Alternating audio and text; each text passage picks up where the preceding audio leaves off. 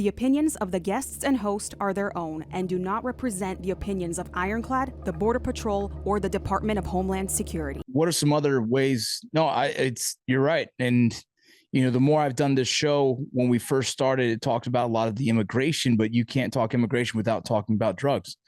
And, you know, you're giving one example. What are some other things that you would like to see happen that would hopefully create some kind of lull in the drug trafficking space? Well, okay. So I'm going to give you a simple analogy, and I'm going to watch your facial expressions to see if you crack a smile. You already did, so it's too late. I'm already nervous. So here's the deal. I'm like a simple kind of guy, and one of my father friends in the Lost Voices of Fentanyl gave me this analogy, but it's perfect. If you had a massive flood in your house because the pipe upstairs broke and the water was flowing into your ceiling, your sheetrock was falling, your furniture was destroyed, what's the first thing you have to do? Shut off the main valve. So right now, ladies and gentlemen, the main valve for the fentanyl poisoning crisis is the Mexican cartels and their labs in Mexico producing poisonous substances.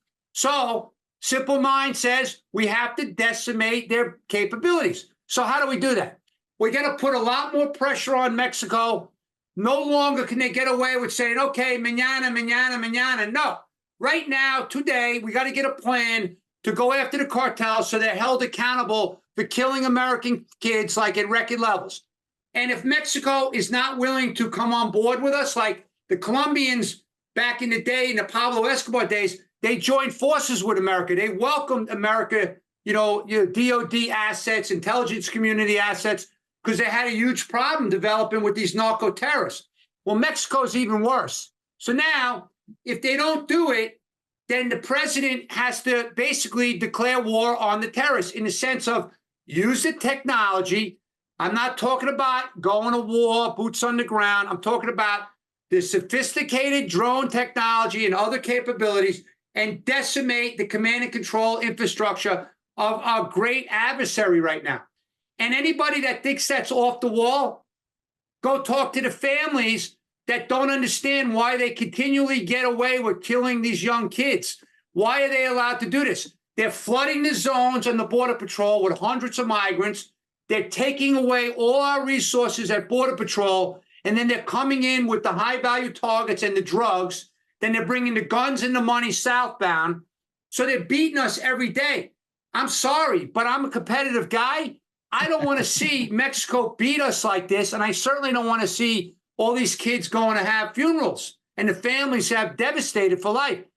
It's enough is enough, so we have to be more aggressive on dealing with the cartels. Former Attorney General Bill Barr was on many, many news shows and has said it pretty clearly. They can't be treated as criminals. It's not working. We can indict as many of these people as we want, and I respect law enforcement. I encourage ongoing indictments is always positive. But if we don't get them timely and they're not feeling the accountability, then we have to use other capabilities and authorities. And U.S. government has it. So anyway, we should be stepping up. But we also have to hold people accountable. If the death statistic numbers are going up, then the leaders of these government agencies have to be held accountable. We can't continue to see the same numbers. Now, again, statistics are manipulated, so I don't trust any of the numbers.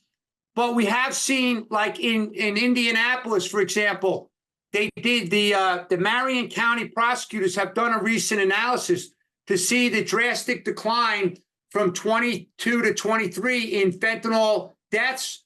So I was very encouraged to see that because they're working as a team. There's a unity of effort. They're working with the coroners. They're working with all the law enforcement agencies. They're working with industry, and they're solving problems. Right now, we got to get accountability on the big agencies in government to start working together. We're splitting apart again like pre-9/11. That's not good. So that's not good. No, not at all. When I got to my operation, Vince, there were 9 agencies. When I left, there were 30. Now, why did that happen? Because we needed a unity of effort after 9/11 because the complex threats were growing. Well, now the threats are off the charts. So more now than ever, we need accountability to these agencies working together, and we don't have that. I can guarantee you that. I work with this every day of the week.